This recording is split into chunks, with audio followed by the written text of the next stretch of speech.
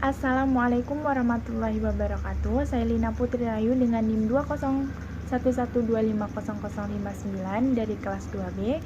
Dan baiklah, di sini saya akan membuat video untuk memenuhi tugas akhir pada mata kuliah Psikologi Pendidikan dengan dosen pembimbing Ibu Deni Febrini SAG MPD.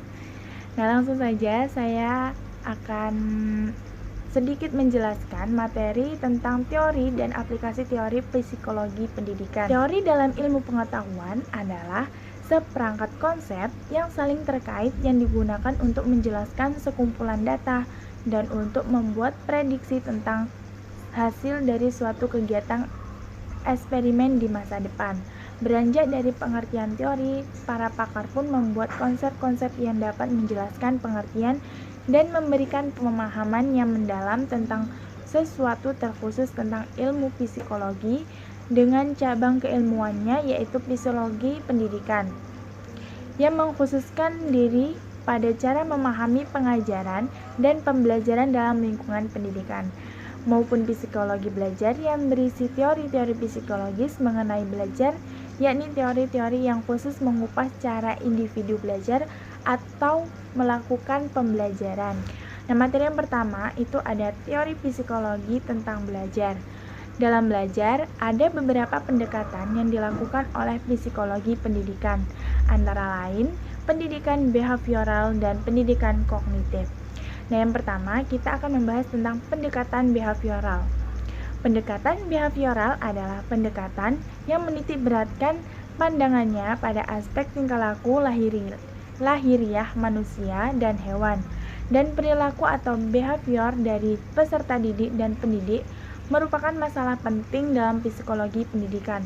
Tokoh behavior antara lain Edward Will Thorndike yang mencetuskan teori trial and error dan J.B. Watson dengan teorinya stimulus respons atau SR-Bond.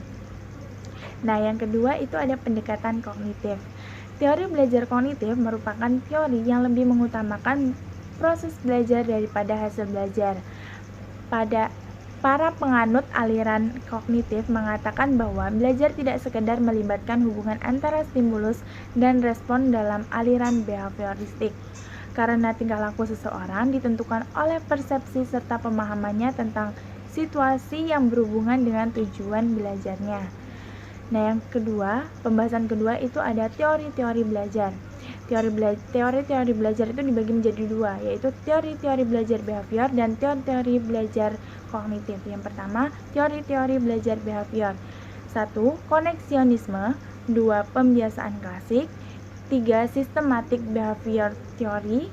Yang keempat, pembiasaan asosiasi dekat. Yang kelima, pembiasaan perilaku respon. Nah, teori-teori belajar kognitif itu ada 3. Yang pertama teori Gestalt, yang kedua teori Medan, yang ketiga teori humanistik. Nah, pembahasan yang ketiga yaitu aplikasi teori psikologi dan belajar dalam pembelajaran. Nah, aplikasi teori psikologi dan belajar dalam pembelajaran itu ada 14. Yang pertama, pemberian stimulus pembelajaran. Kedua, penyusunan target belajar. Ketiga, metode drill atau pembiasaan. Keempat, metode transfer of knowledge. Yang kelima, standarisasi kurikulum.